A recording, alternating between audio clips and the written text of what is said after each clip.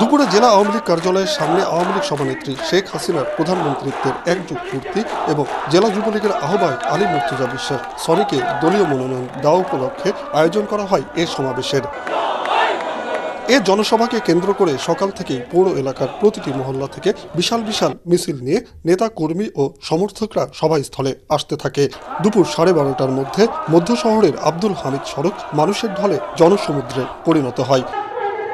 নির্বাচন পরিচালনা পরিষদের আহ্বায়ক বীর মুক্তিযোদ্ধা হাবিবুর রহমান হাবিবের সভাপতিত্বে এ সভায় বক্তব্য দেন পাবনা পৌর নির্বাচনে আওয়ামী লীগ মনোনীত প্রার্থী আলী মুর্তজা বিশ্বাস সনি, পাবনা পৌর মেয়র কামরুল হাসান মিন্টু, উপজেলা আওয়ামী লীগের সহসভাপতি শহীদুর রহমান শহীদ, জেলা পরিষদের নির্বাচিত সদস্য, জেলা মহিলা লীগের সহসভানেত্রী কানিজ ফাতেমা পুতুল, জেলা যুবলীগের যুগ্ম আহ্বায়ক শিবলি সাদিক সহ জেলা আওয়ামী লীগ, যুবলীগ, ছাত্রলীগ, কৃষক লীগ ও মহিলা লীগ সহ এর অঙ্গ সংগঠনের নেতৃবৃন্দ। সবাই বক্তারা বলেন, শেখ হাসিনার নেতৃত্বে এক যুগের ধারাবাহিক উন্নয়ন আর অগ্রগতিতে বাংলাদেশ আজ বিশ্বে মাথা উঁচু করে দাঁড়িয়েছে। আগামী 30শে জানুয়ারির পৌর নির্বাচনে তিনি পাবনায় একজন সৎ ও যোগ্য প্রার্থীকে মনোনয়ন দিয়েছেন। নিজের জীবনের মা ত্যাগ করে মৃত্যুকে আলিঙ্গন করে মৃত্যুকে নেতা আজকে এই গরিব দুঃখী কর্মহীন মানুষের পাশে দাঁড়িয়েছিল, সেই হচ্ছে আলী মুর্তজা বিশ্বাস সনি।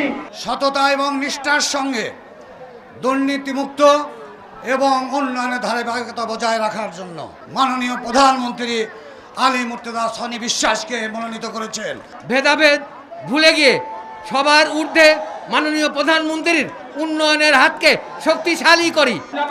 করোনাকালীন সংকটে নানা সমাজসেবামূলক কাজের মাধ্যমে জনপ্রিয় যুবলীগ নেতা আওয়ামী লীগ মনোনীত প্রার্থী আলী মুর্তজা বিশ্বাস সনি তাকে মনোনয়ন দেওয়ায় ধন্যবাদ জানান প্রধানমন্ত্রী শেখ হাসিনাকে। জননেত্রী শেখ হাসিনা আসন্ন 30শে জানুয়ারির নির্বাচনে আমাকে মনোনয়ন দিয়েছেন নৌকা মার্কা প্রতীকে নির্বাচন করার জন্য। এই নৌকা শুধু আমার নৌকা নয়, এই নৌকা পাবনা জেলা আওয়ামী লীগের নৌকা, এই নৌকা পাবনার সকল স্বাধীনতার সপক্ষের নৌকা, এই নৌকা পাবনাবাসীর নৌকা।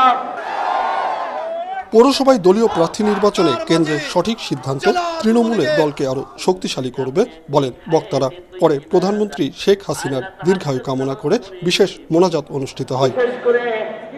উৎপল মির্জা, মাছরাঙা সংবাদ, পাবনা।